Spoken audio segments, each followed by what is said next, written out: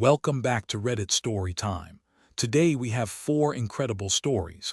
Let's dive right in. Story number 1. Relative demands back the dog they abandoned a year ago. Story number 1. About a year ago, a relative of our storyteller adopted a puppy. Cute, right? Except within a couple of months, they realized they didn't have the time or patience for a dog, so they asked the storyteller to take him in, quote, for a while instead of surrendering him to a shelter. Our storyteller agreed. Over the past year, they've paid for every single vet visit, every bag of food, every training session, every toy, every medication, every emergency. The dog settled in, learned the routine, and became completely attached to his new owner. He follows them everywhere. He's home. Well, guess what happened? The relative's situation has apparently improved, and now they are demanding the dog back. Their reasoning: they paid the original adoption fee. A few family members have jumped on board, calling the storyteller selfish, saying they were only supposed to be fostering. Except there was never a timeline. There was never an agreement about returning him. There was never a single contribution toward his care in 12 months.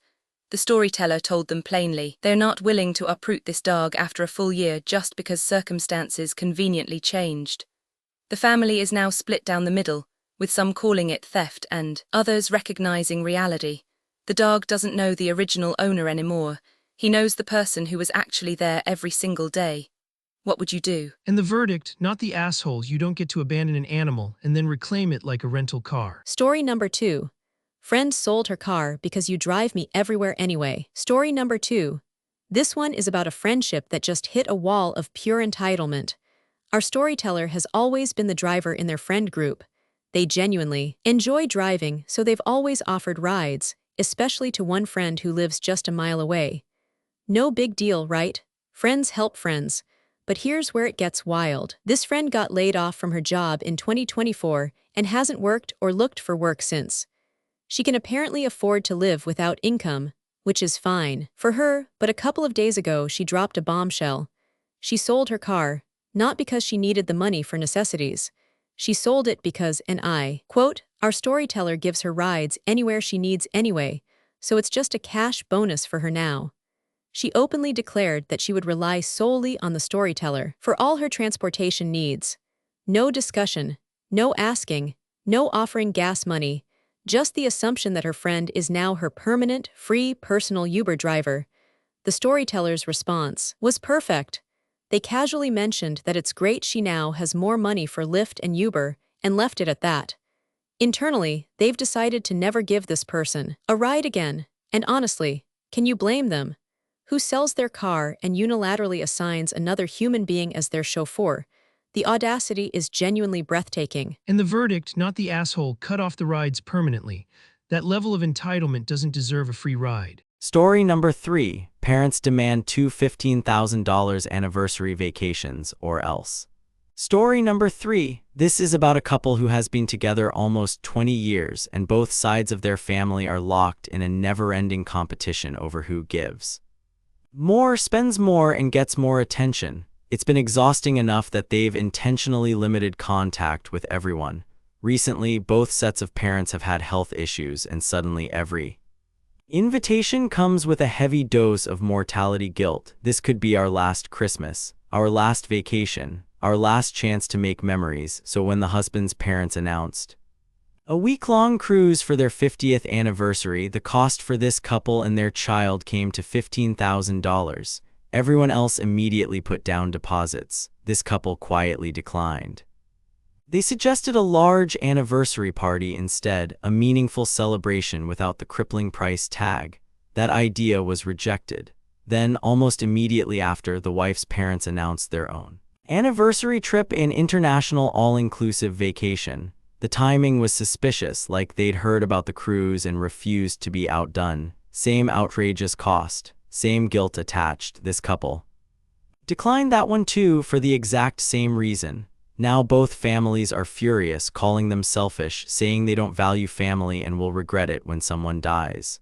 They're not refusing to celebrate, they just don't think milestone anniversaries should require going $15,000 into debt twice in the same year. Is that really so unreasonable? And the verdict, not the asshole guilt-tripping someone into $30,000 of vacations, is emotional manipulation, not love. Story number 4. Mom furious over daughter's homemade birthday gift for sister. Story number 4.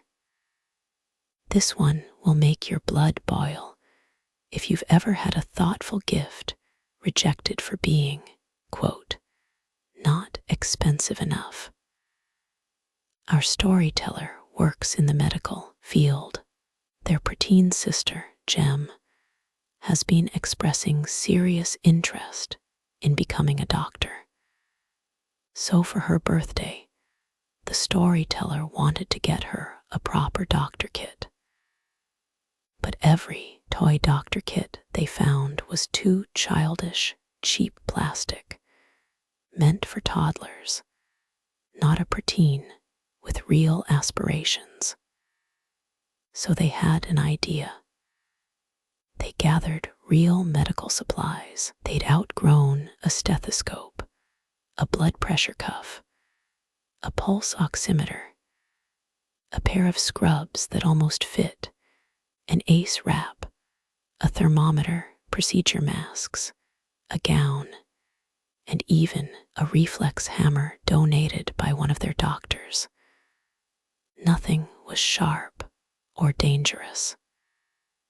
At the party, Jem opened her kit and was absolutely thrilled. She spent the whole evening learning how to use everything. She was so happy it made the storyteller's heart ache. Then, the next day, the mother sent an angry text. The gift was bad because most of it was used. The storyteller had, in her words, cheaped out.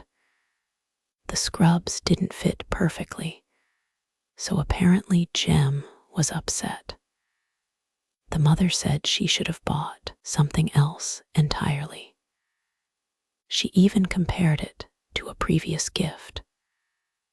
A ramen kit the storyteller had lovingly curated for their brother, with noodles and sauces from different countries. Same complaint. Too cheap. Not good enough. Now the mom and Jem are ignoring the storyteller, who is left wondering if a thoughtful, meaningful, genuinely exciting gift was actually a mistake. Here's the thing, real medical equipment is expensive. That stethoscope alone costs more than any plastic toy kit. But because it wasn't shiny and new in a box, it was dismissed. What do you think? And the verdict, not the asshole your gift was thoughtful and meaningful. Mom's materialism is the real problem. That's all for today. If you enjoyed these stories, hit that subscribe button and ring the bell for more. See you next time.